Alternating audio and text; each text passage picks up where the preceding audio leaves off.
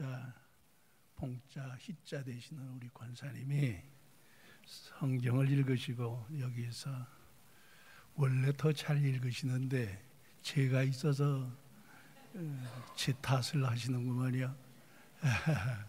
그런데 하루 사이에 날씨가 이렇게 바뀔 수가 있어요.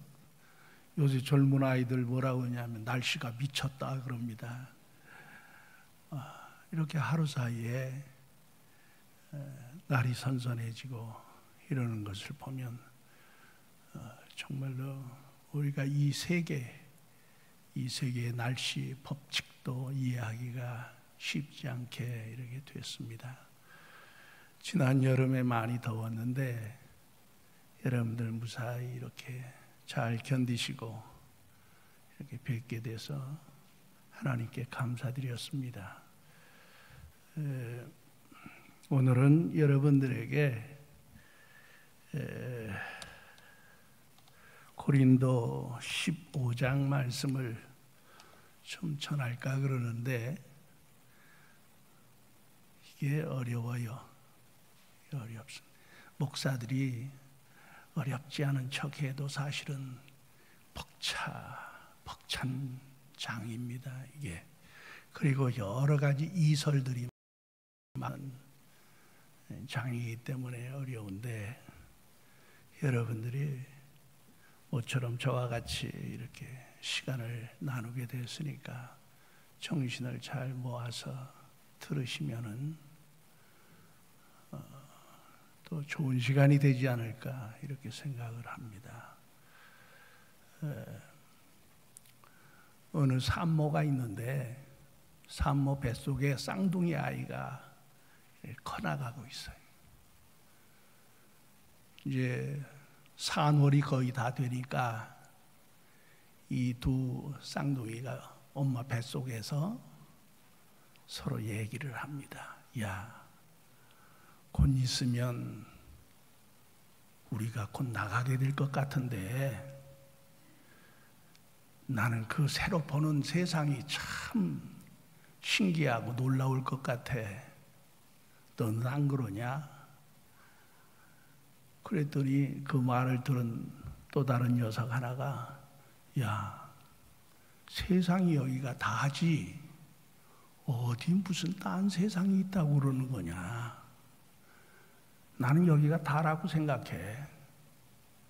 난 여기서 따뜻하고 먹을 것도 많고 편안하고 여기서 계속 살 거야.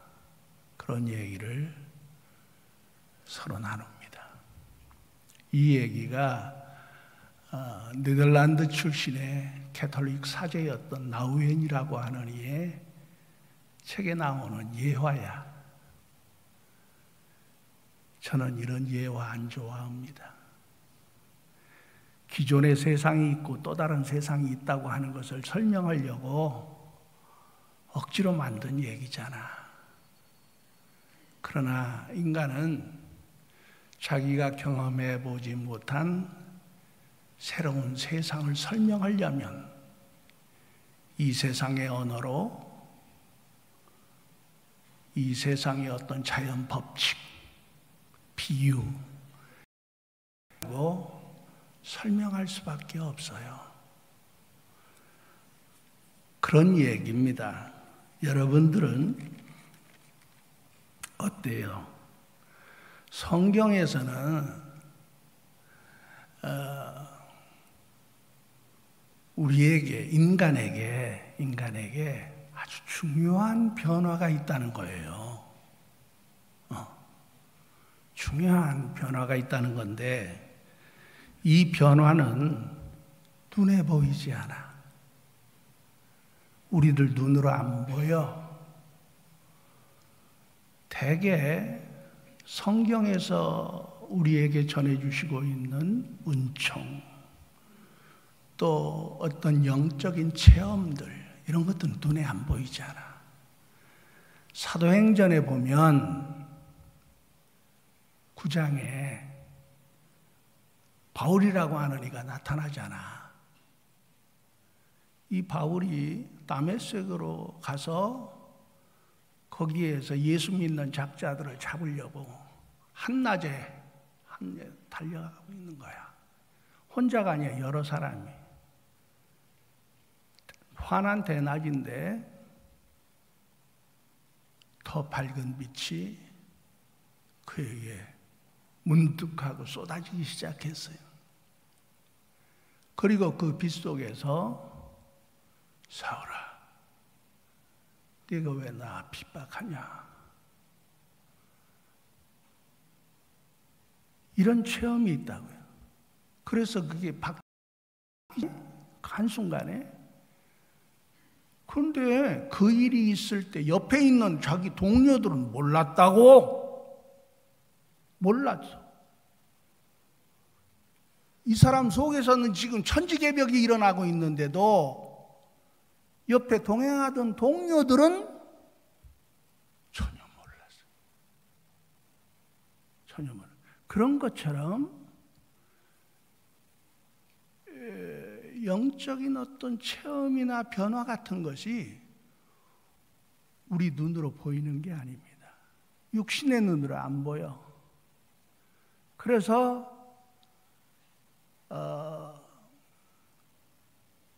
히브리서에 뭐라고 하는 거 아니? 믿음은 보이는 것들의 실상이요 보지 못하는 것들의 증거다 라고 하는 묘한 표현이 있는데, 그 말이 무언가 하면 믿음이라고 하는 것은 지금까지 안 보였던 것이 드디어 내가 보게 됐다, 그 얘기야. 이게 안 보였어. 안 보였는데 이게 어느 날 이게 보이는 거야. 이게 있다는 게 신앙이라고 하는 거, 그렇다 그거예요. 어느 날 안 보이던 세계, 안 보이던 어떤 차원, 이런 것이 보게 됐어. 이것을 성경에서 본향이라고도 하고, 또 계시록에서는 뭐라고 그래요? 새하늘 새 땅이라고도 합니다. 우리 주님은 요한복음에서 내 아버지 집이라고 그렇게 말씀하셨다 그거죠. 그런데 그런 정도뿐만 아니라 신약 성경 전체가 하나님의 나라에 관해서 계속 주님의 나라가 가까이 왔다, 회개하라 라고 그러죠. 예수의 첫 설교가 그랬다고. 그 하나님의 나라가 저 예수님이 말씀했던 내 아버지 집은 아니었지만은 신약 성경 전체가 하나님이 통치하시는 세상, 그리고 내세에 우리에게 주어지는 세계에 대해서 말씀하셨다 그거죠. 우리가 변화되어서 거기로 옮겨간다는 거야. 옮겨간다는 거야. 그런데 우리가 가는 곳만 이렇게 성경이 얘기하지, 그 나라에 어떻게 가는 건가 라고 하는 과정은 생략되어 있어. 그러니까 우리는 깜깜한 거야. 깜깜한 겁니다. 왜? 예, 죽음 이후에 일어나는 일이기 때문에 그렇습니다. 아니, 죽음도 모르는데 죽음 이후를 어떻게 하느냐고. 우리가 죽은 자는 말이 없다고 그러잖아. 그러니까 모르지. 가령 엊그제 돌아가신 양반이 어젯밤 꿈에 나에게 와서, 야, 조심해, 여기 딴 세상이 있어 라고 그렇게 얘기해 주면 참 좋겠는데, 그렇게 말한 사람 한 사람도 없다고. 이 할아버지, 할머니, 여러분들 누가 그런 얘기 한 적이 있어요? 없잖아. 없어. 죽은 자는 절대로 죽음에 대해서 얘기를 하지 않습니다. 거의 다 그래. 이렇게 죽음이라고 하는 것은 죽음 자체에 대해서 말하지 않습니다. 우리의 삶이라고 하는 것은 삶 속에서 일어나는 크고 작은 이야기들을 소리 없이 속삭여주는데, 죽음은 죽음에 대해서 딱 입을 다뭅니다. 뭐가 일어나는지 모르는 거야. 그 속에서 뭐가 일어나는지. 이런 얘기가 저 얘기뿐만 아니라 누가복음 16장을 보시라고. 거기에 보면 부자와 거지 나사로 얘기가 있어. 거린이 부잣집 대문간에 앉아서 부잣집 주방에서 나오는 음식으로 먹고 살아. 날마다 이 사람은 거기서 출근해. 그리고 저녁까지 먹고 제 집으로 돌아갔겠지. 비우지만은. 그런데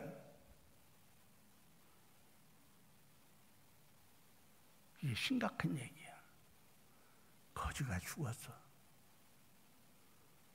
그 다음에 세월이 지나가가지고 부자도 죽었다는 거야. 그런데 죽어가지고 간 곳이 다르네? 여러분이 아시다시피 부자는 좋지 않은 곳에 가 있어. 그런데 눈을 들어서 보니까 내 집 현관 앞에서 음식을 받아 먹던 나사로 거지는 아브라함과 함께 있는 거야. 그래서 이 부자가 아브라함에게 이렇게 말해요. 아브라함이여 라고 말하지 않아요. 지극히 히브리적인 세계관이죠. 이게 내 세관이고. 아버지, 저 나사로를 내 고향집으로 좀 보내주십시오. 거기에 지금 내 형제들이 몇몇 살고 있는데 이런 것이 있다고 하는 사실을 좀 전하게 해주세요. 그랬더니 아브라함이 뭐라고 하는 거 아니? 그럴 필요 없다. 모세와 선지자들이 있지 않냐? 이미 그들의 얘기를 통해서 다 내가 전해 주었다는 거야. 그래도 이 부자가 고집이 있어. 아닙니다.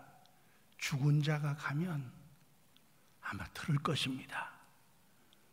그랬더니 아브라함이 이렇게 말해.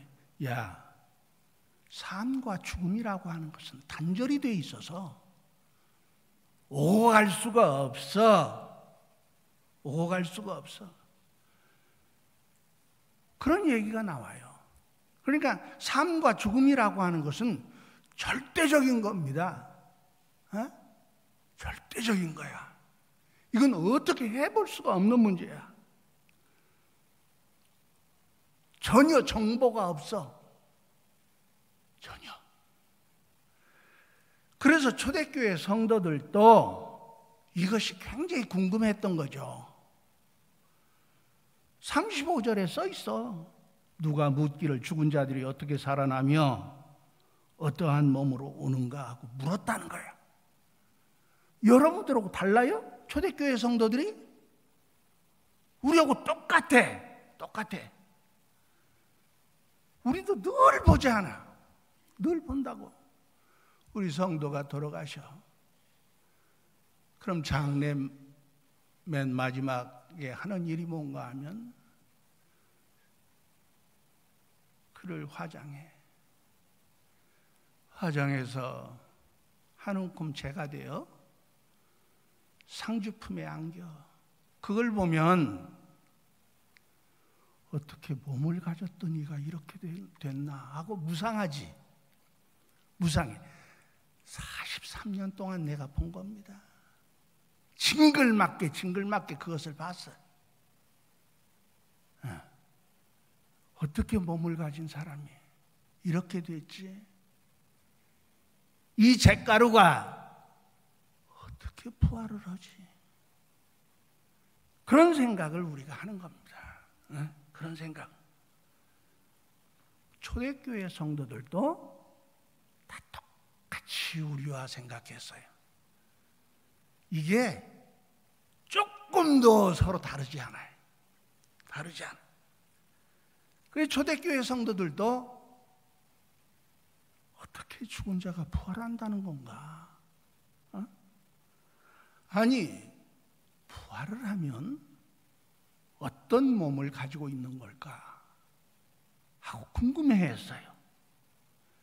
그러면서도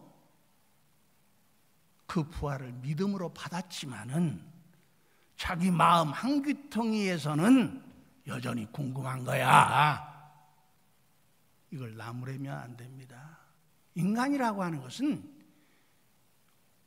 이 사고력이라고 하는 것이 인간의 이게 본질이야. 핵심입니다. 그렇게 이것을 믿음으로 부활을 받았지만 한편으로는 아니 그런데 어떻게 부활을 하지? 그런 생각을 한다 그거야 사람이.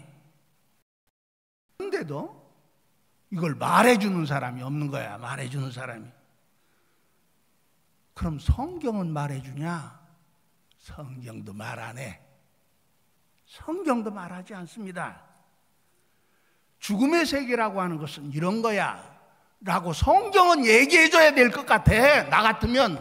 그런데 성경도 그런 얘기를 하지 않습니다. 그럼 성경은 왜 없나? 왜 안 하나? 그 얘기를 왜 안 해? 이것은 내가 대신 대답하는 겁니다. 이것은 내 세계지 너희들 세계가 아니라는 거야. 삶을 지은 내가 죽음도 지었다는 겁니다. 삶을 너희가 알지 못하는 것처럼 죽음도 너희들은 알 필요가 없다는 겁니다. 알 필요가 없다는 거예요. 너희는 피조물이라는 거예요. 피조물은 한계가 있는 거거든. 지식의 한계도 있습니다. 너희는 그저 내가 전해준 말을 이 문제에 대해서만 받으면 된다는 거예요. 예, 받으면. 미국인 의사 가운데 이분 알렉산더라고 하는 이가 있어요. 이 사람이 세계적으로 유명한 사람이 됐는데 내가 알기로도 저보다 나이가 젊은 사람이니까 지금에도 어쩌면 미국 하버드 의대의 석좌 교수쯤 하고 있을 겁니다. 근데 이 사람이 무슨 분야의 의사였느냐면 뇌 분야 의사인데 자기가 뇌 분야 의사 이 진찰을 늘 하면서 간혹 죽었다 깨어난 사람을 보는 거야. 이 사람이. 죽었다 깨어나는데 이 사람이 의사한테 와가지고 저는 봤어요. 딴 세상 봤어요. 앞서간 아무개도 만났고 거기는 뭐 이런 일이 일어났었습니다 라고 그렇게 얘기해. 그럼 의사는 과학하는 사람인데 그걸 믿었겠어요? 안 믿었겠어요? 안 믿었다고. 저것은 죽음의 순간에 뇌가 만들어내는 판타지라고 본 거야. 뇌가 만들어내는 부정확한 부작용이라고 보는 겁니다. 안 믿었죠. 그런데 이 사람이 어느 날 자기가 환자가 됐어. 뇌수막염이 온 겁니다. 뇌수막염 환자들을 늘 돌보던 자기야. 그런데 자기가 뇌수막염에 걸린 거야. 그런데 뇌수막염이 지금도 의사가 고칠 수 있는 병이지만은 자기 병은 악화돼 가기 시작했어요. 점점 악화되더니 자기의 동료들이 자기를 치료할 때 이제 포기하더라는 거야. 이제 더 이상 좋아지지 않겠다. 이렇게 생각을 해서요. 이렇게 생사가 오락가락 하면서 산소 공급이 뇌에 안 가. 안 가면 내가 알기로는 그저 한 10분, 15분이면 뇌가 다 망가집니다. 살아나도 이게 산 사람 인생 못 살아. 자, 이렇게 됐는데 그리고서 아무 반응 없이 7일 동안 이 사람이 누워 있어요. 아무런 반응 없이. 그리고서 7일이 지나가니까 이 사람이 깨어난 거예요. 깨어날 때 내가 지금 그 책을 읽은 지가 굉장히 오래됐는데 이렇게 말하면서 일어났다라고 돼 있어요. 모든 게 잘 될 거야. 그러면서 이 사람이 일어난 겁니다. 그러면서 조금씩 이 사람이 자기가 겪은 얘기들을 꺼내기 시작합니다. 나는 보았다. 다른 세계를 보았다. 그럼 꿈도 아니고 환상도 아니더라. 이걸 책으로 쓴 거예요. 목사가 썼으면 이걸 누가 읽었어요? 목사들이 허풍이 많거든. 목사, 죄송해요. 이게 다 유튜브로 나가가지고. 그래도 50% 이상이 허풍이에요. 내가 끝나고 보니까 이제 겁 없습니다.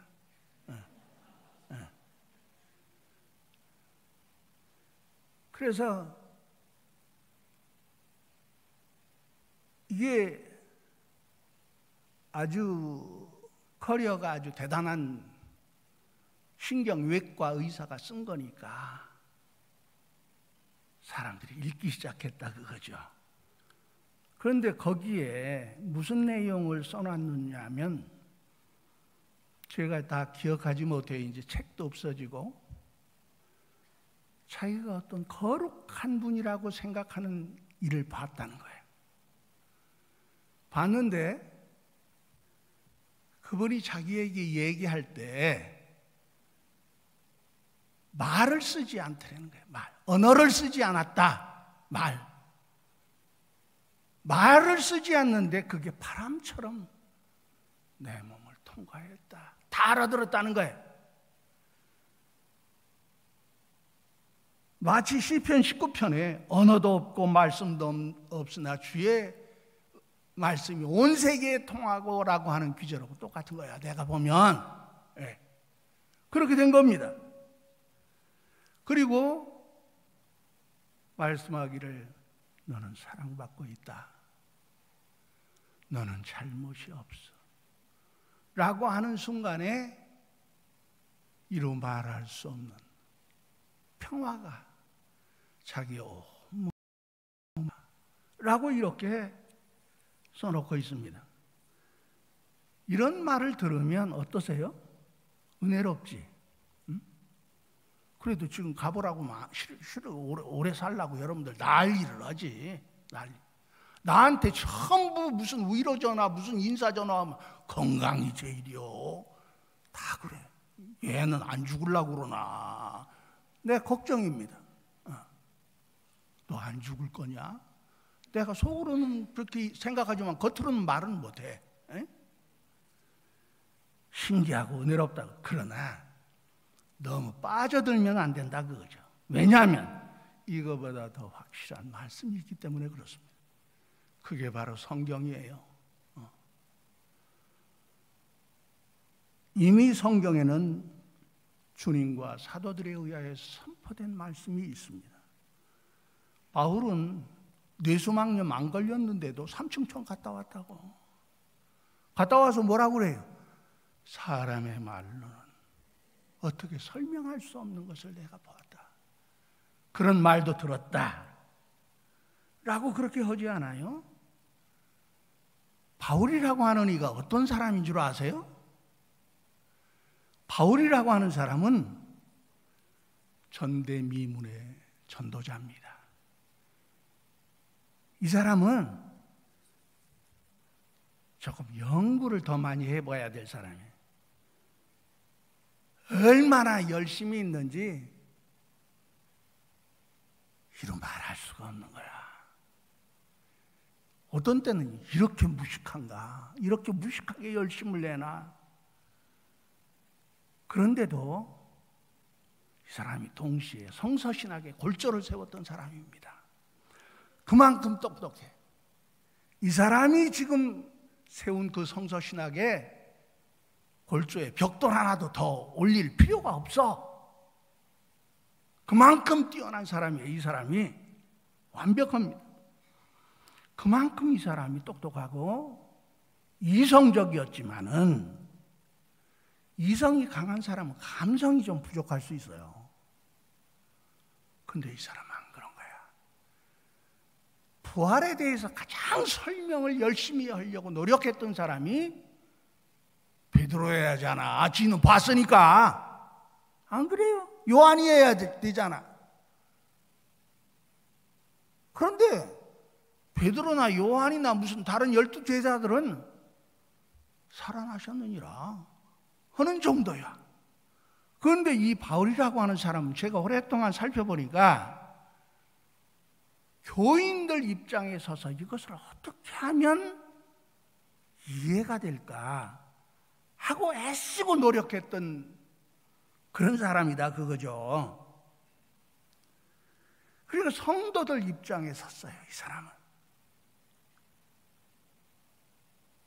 지금 우리가 이봉유 권사님이 읽어주셨는데 이 말씀들은 평생 저를 매혹시켰던 말씀이에요. 이게 15장, 2장도 채 되지 않습니다. 그런데 이 2장 말씀이 평생 제 마음을 설레게 했어요. 허무하다고 생각될 때 있고, 실패했다고 생각될 때도 읽고, 한심하다고 생각될 때도 읽고, 누가 지독하게 미울 때에도 그걸 읽었어요. 내 죄가 너무 많은 것이 아닐까 라고 싶어질 때에도 이 구절을 읽었어요. 읽으면 봄눈 녹듯이 제 마음이 녹아내리는 것을 제가 느꼈습니다.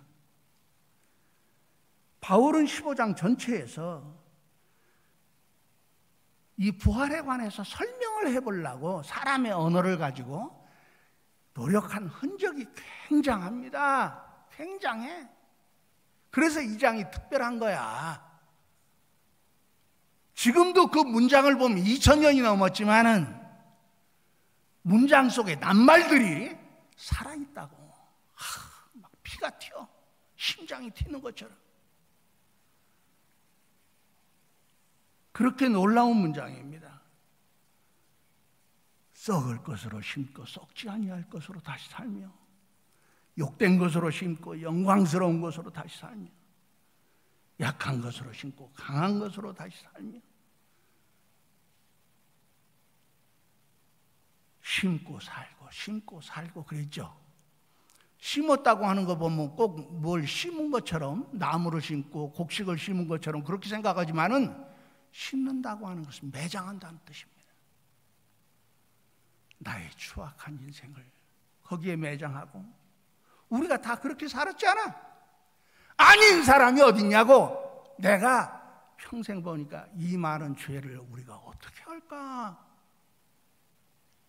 잘난 놈은 잘나서 죄가 있고, 똑똑한 놈은 똑똑한 척해서 죄가 있고, 해결할 길이 없는 거야. 숨이 꼴까닥 넘어갈 때까지. 우리가 다 그렇습니다.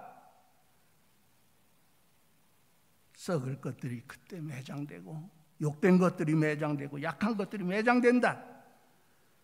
그런데 그런 인생을 영원한 존재로, 영광스러운 존재로, 강한 존재로 변화시켜 주신다는 겁니다. 여기에서 바울이 얘기하는 것은 똑같아. 지금 우리가 생각하는 거나 아무런 논리가 없어요. 여기 이성도 없어, 이해도 없어.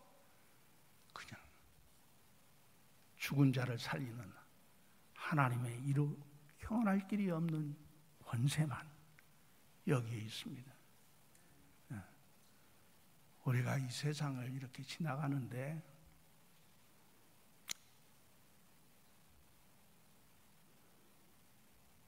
저는 걱정하지 않습니다. 건강 걱정해봐야 건강한 것도 아니고 몸에 좋은 거 먹어봤자 글쎄 그거 먹어서 건강한 건지 뭔지 난 알 수도 없고, 그러나 세월이 이렇게 흘러갈수록 우리 주님께서 사도들 통하여서 우리에게 전해주신 이 말씀이 나에게, 사랑하는 여러분들에게 다 이루어질 줄로 저는 믿습니다. 이것을 잊어버리면 안 돼. 다른 것들은 다 그저 부산물이야. 다른 것들은 그저 양념이야, 양념. 아무것도 아닙니다.